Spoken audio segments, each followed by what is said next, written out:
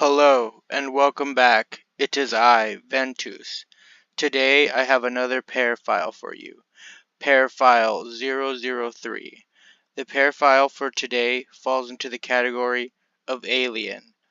They are known as translucent angels. These aliens are unlike most aliens people imagine, however, they are very deadly. The appearance of these aliens is very interesting. Their torso, which contains their sensory organs, as well as their mouth, is roughly the shape of an octahedron, or two triangles connected at the base. Crystalline yet movable wings protrude from each side of their bodies. It is important to note that the bodies and wings of these aliens are translucent, which means they allow light to pass through them, in turn making them almost completely invisible to the naked eye at any distance of more than 40 yards. The standard angel has a wingspan of 3 feet, while measuring 4 feet from top to bottom. However, it is not rare to encounter angels anywhere from 2 to 4 times larger.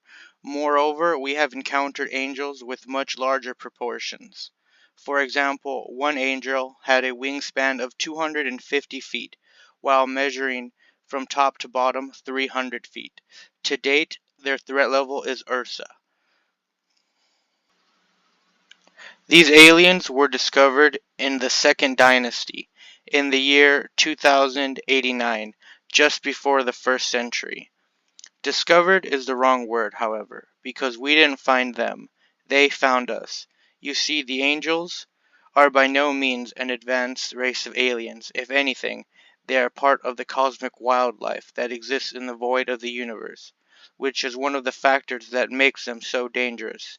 The angels were traveling through space when they found Earth. They are a species that lurks around a planet until they have eaten all the resources. From what we were able to gather, they breathe hydrogen, which is what allows them to fly through space and live on Earth. As I previously stated, in the year 2089, when the first angels began to descend from orbit, they were given the name angels at that point because of their slow, illuminated descent from the sky. For the first few days, the angels just hovered. Then, all at once, they began to attack. They lashed themselves onto any humans or animals. They sunk their fangs into the flesh, creating a tight seal, then absorbed the life from them. It is almost impossible to remove the angels from the victim without ripping off a large amount of flesh. The hemorrhaging that results from the wound is often fatal. A single angel can kill an adult in less than an hour.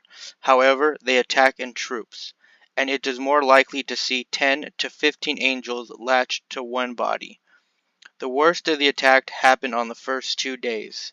The angels killed over 10,000 humans and an innumerable number of animals, which was not hard due to the large crowds that gathered around them to take photos.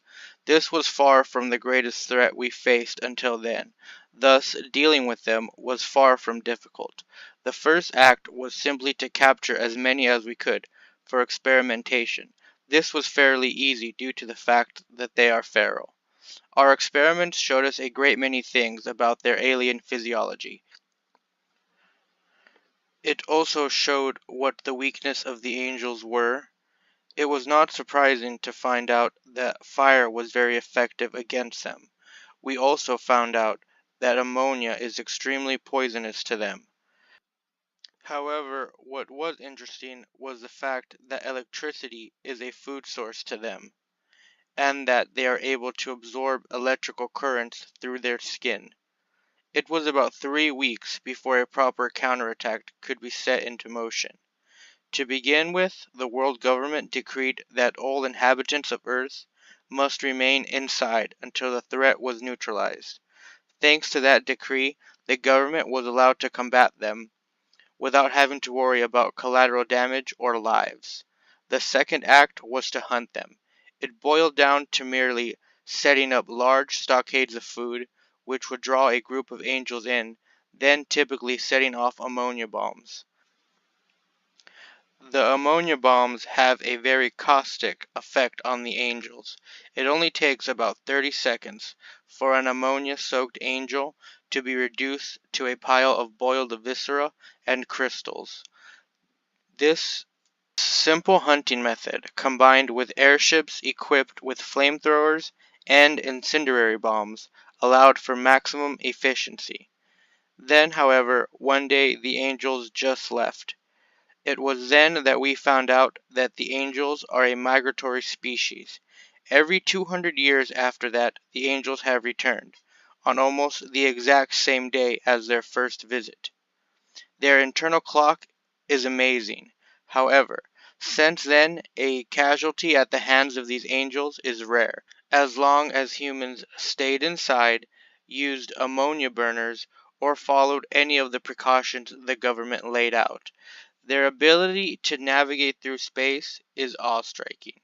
We have used our satellites to track the angels past the Oort cloud, and yet they always find their way back.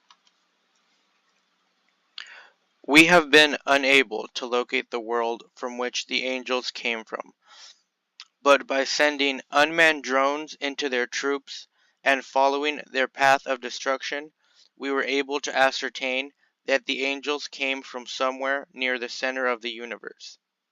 It is important to say that their crystalline wings are worth more than gold, due to their highly conductive nature and their rarity, since these crystals cannot be found on Earth.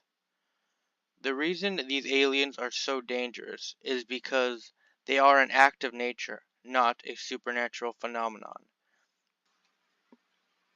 and they will almost certainly exist in your universe. I wish for you to take precautions against the translucent angels. They are an alien species very similar to us humans after all. They are capable of beauty at times. However, their entire existence revolves around consuming. Thank you for listening. I will leave you with one final chant. Convenia per specula ut interterar lapis minibus nostras clarere visiones lapis somnia nostra Deus visiones.